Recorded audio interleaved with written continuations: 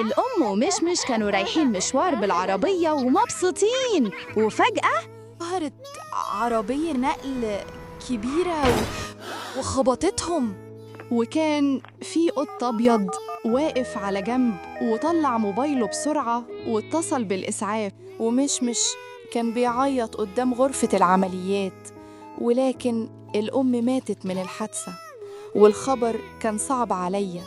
مشمش والقط المنقذ خدوا معاه البيت وقرر إنه هيتبناه. والقط كان بيهتم بيه ويعمل له الأكل، وكمان كان بيأكله بنفسه. وجه وقت مشمش إنه يروح المدرسة، وكان بيوصله للمدرسة، ولكن مشمش كان بيتعرض للضرب. ورجع البيت وعينه كلها دموع، والقط المنقذ كان بيهديه ويطبطب عليه ويمسح دموعه. ومشمش كان بيذاكر عشان يفرح قلبه ويشكره على كل اللي عمله معاه. ومشمش طلع الأول على المدرسة، والأب كان فرحان جداً وفخور جداً بيه.